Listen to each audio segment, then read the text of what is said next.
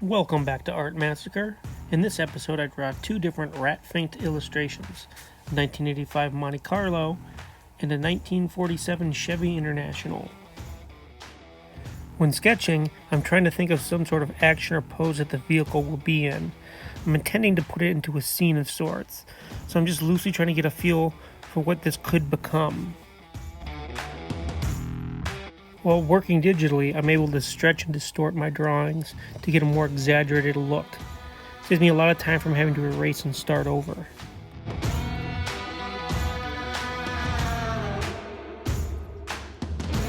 Now this is what I would consider to be the pencil stage, where I'm doing any fine-tuning and tightening up of the loose sketch that I've done.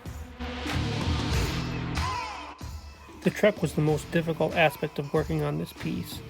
Not only does it have a lot of interesting curves in it, the final paint job made it quite a challenging, yet ultimately fun piece to work on. It's not perfect. I see things I'd like to go back and fix myself, but sometimes you just need to call it quits. The silly 1950s rockets and flying saucers were the fun little bits I enjoyed adding in. Makes it look like this creature is racing out of her spaceship in her modded out truck. Now I'm on to the final inking of the piece. Most of the hard work has been done. The inks give that final polished look. I may make small adjustments at this stage, but it's more about getting clean lines and a crisp look. I ink background things in purple because they'll be in the distance and they'll kind of more blend in with the background, and things like dirt with a grayish brown, it'll make it look less solid. We're well into the coloring stage now and the auto detailing, and doing the specialty paint job on this thing with the green flames with all the intricate little pinstriping details. Took a while to do, but I think ultimately ended up looking pretty fun and making this thing pop. Besides the cheesy flying saucer in the background, my favorite bit on this has to be the creature's mouth and all of her teeth and her gums. Something about it just makes me smile. That about wraps up this 1947 Chevy International, making its way across Area 51. I hope you enjoy.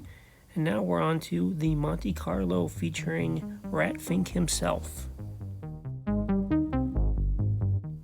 Rat Fink is a character that was created by the late Ed Big Daddy Roth in 1963.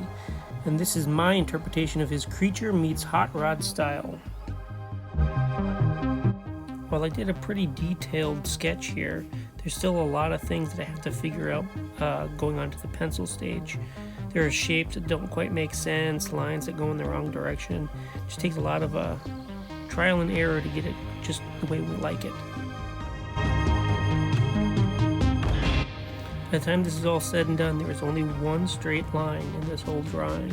It ends up being the very bottom of the bumper. But beyond that, all the car lines have a curve to them to make it look like it's leaping over the page.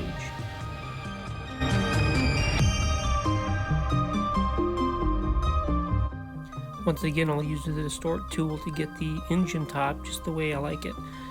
The kind of bent that I didn't get with my original sketch.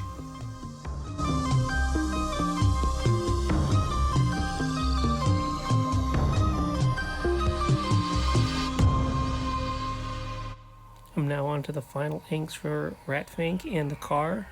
The background still has another level of sketching or tightening up of pencils that I need to do before I move on to the final inks. But I'll kind of do that as I'm coloring it, fixing it up and tightening up those background details.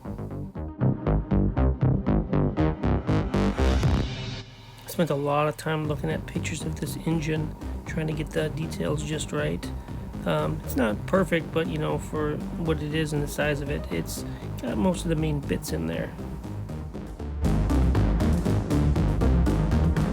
While I'm for the most part happy with how the main car turned out, my favorite little bits are these two tiny cars in the background that have the other two creatures driving them. For whatever reason, they were just super easy to draw, and they add a lot of character to the piece, and it's those little things you add to the drawing that really sell it.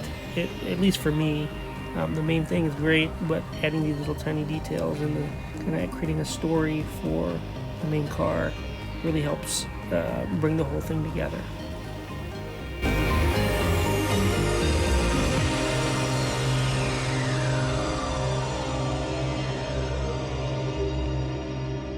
Now on to the coloring. Well, mostly the coloring. I still do a little bit of drawing in the coloring process, just fixing up the background details. But now is just getting the final touches on for me, because I did all the hard work.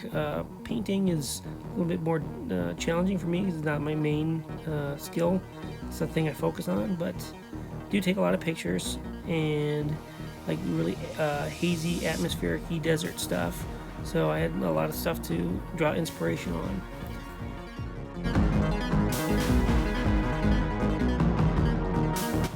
I don't have any more to really add, so I will just shut my trap from here on out. Thank you for taking time to watch this. I hope you enjoyed the drawings and have a great one.